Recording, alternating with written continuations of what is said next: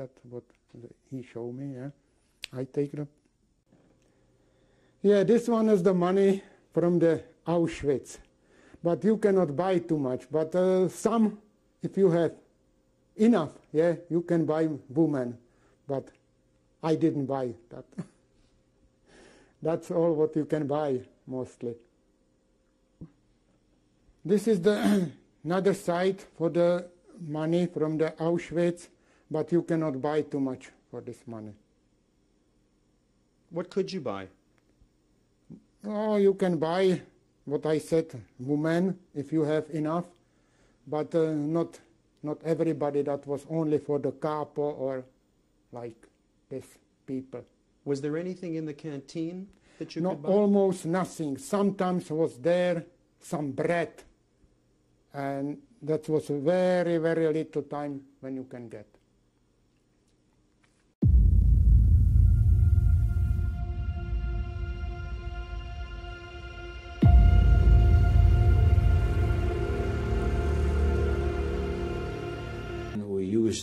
We used it fully.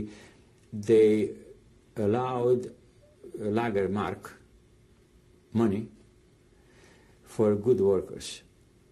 So in other words, if I did my job well with the carriage, or after that I did well in the kitchen, they gave me 2 marks, or it was a bluish, greenish kind of money, which just said on it marks, or 2 marks, 1 mark, so how much money it was. It could be used only in there.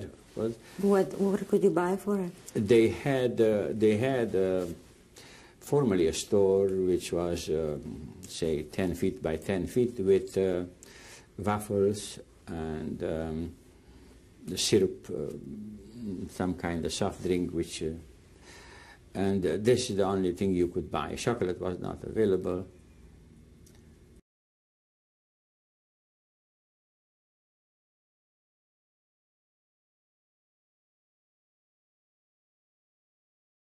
Γιατί γίναμε κι εμείς άνθρωποι που μπορούσαμε κάπως να τα οικονομήσουμε, κάπως να τα βγάζουμε πέρα. Καταλάβατε, έτσι γινόταν. Μάλιστα. Να ερχόμαστε στο μπλοκ με αρκετά πράγματα μαζί μας. Με νερά εμφιαλωμένα, μικρά μπουκαλάκια. Πού τα βρίσκατε αυτά τα νερά τα εμφιαλωμένα? Εμείς είχαμε την τύχη να δουλεύουμε, γιατί μετά μας πήγαν εμείς από το Auschwitz που είναι στο Ήπεθρο που δουλεύαμε. Εκεί που μου είπατε ότι μεταφέρατε πέτρες και κάπνατε τα χαντάκια. Μετά από 6-7 μήνες. Μάλιστα. Πήγαμε, μας πήγαν στο Σουκομάντο. Σουκομάντο. Ναι, ήταν παπούτσια. Τα παπούτσια που ερχόντουσαν και μαζεύανε από τις αποστολές. Τα χωρίζαμε. Τα καλά τα στέλναμε. Τα φορτώναμε στα τρένα, οι οποίες ήμασταν εμείς οι μηχανές.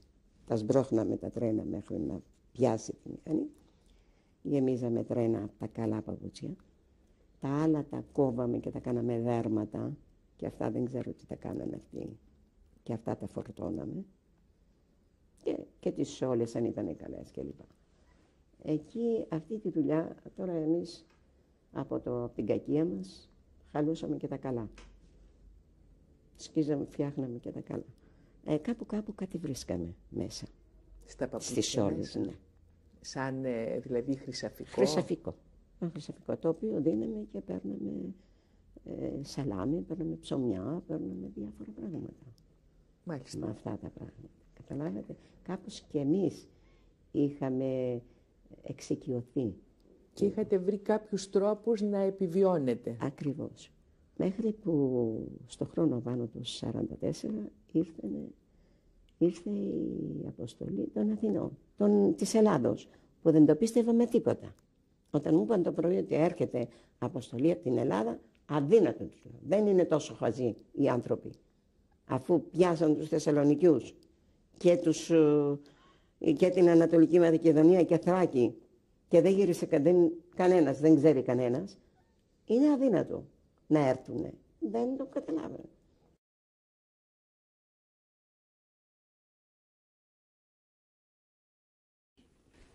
What is this piece of paper?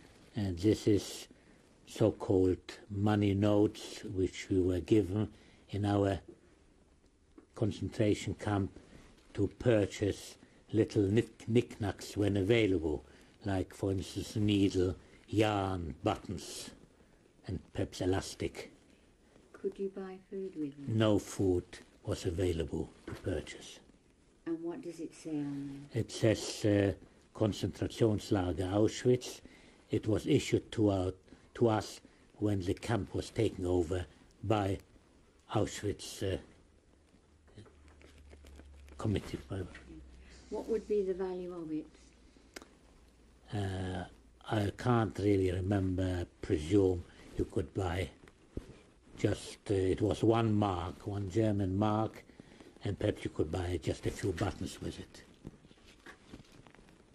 To know how many you had? No. I can't remember that anyway. No. All right. That's enough then. Thank you. This is the reverse of the so-called banknote, which was handed to us by the German authorities in payment for the work we had to do for them. What does it say? It says TA Bauverleitung. It's like a building organization. Nothing of importance, really. And your name seems to No, the name I put down myself when I lived in England.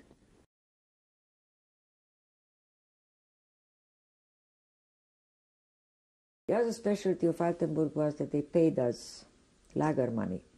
And lager money was very little, was like 1 or 2 or 3 marks for our work when they were satisfied. Very few times. And you really couldn't buy anything. There was like a PX. And you couldn't buy anything in that PX but candies. And not bread, not cigarettes, nothing of value. Only candies and postcards you could buy, but certainly we didn't do so. It was just a token. The lager money was only a token. So we lingered in Altenburg. Okay, there was a woman doctor, and I'm trying to remember her name. And we had the impression that she was not a doctor, really. She must have been a doctor's wife who got something, some knowledge, some vague knowledge. Anyway, I had finished first year medical school, but I had a little more practical knowledge because I worked with my parents in their office, with my mother, with my father. So she was French. She was Belgian, actually. And I think, in my opinion, she was a middle-aged woman, you know. She was probably close to 50. What religion was she? No, she was not Jewish. She was Belgian. She was Gentile. And every time that she had a patient, she was very insecure of what she was doing. She came in the evening in the barrack and called, "Adrienne, Adrienne." And I said, "What is it, doctor?" He said, "Well, I wanted to see somebody. It's a very interesting case and I want to show it to you." What meant that she wanted my opinion what the patient has, you know. I was big professor, naturally with 1 year of medical school behind me, and she didn't know even as much as me, okay. So that was, Liane was her name, Liane, but I forgot her last name, doctor, I don't know. I think she was not a doctor, I think she paraded as a doctor. She was either a nurse or a doctor's wife or something. So anyway, this was Altenburg, and we had a lot of bombing when they sent us to the basement, but nothing happened to us. And, oh yes, we could steal food. That was the other thing. In Auschwitz you couldn't steal anything. In Altenburg you could, because in front of the kitchen there were big mountains of raw carrots, raw potatoes, and other raw vegetables, and we could steal from there.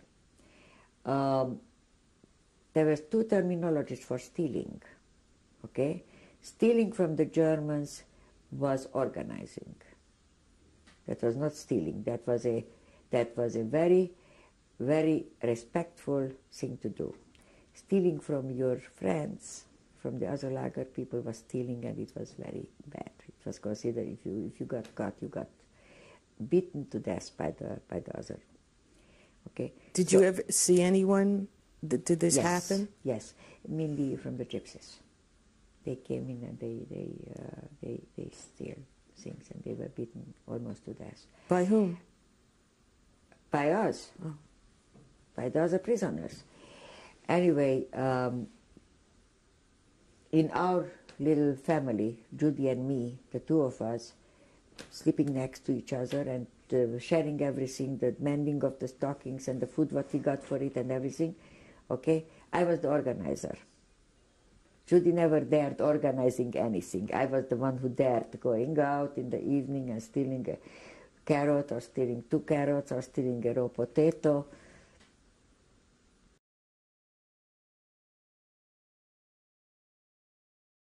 If they know what happened, if they...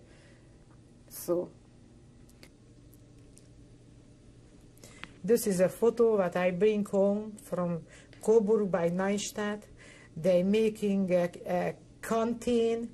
They don't serve. You can buy almost anything. Every girl got 3 money like this, and I bring it home so I can prove it. I was in Auschwitz in lager. This is what I bring at home. This is the only one document, so the people can believe it.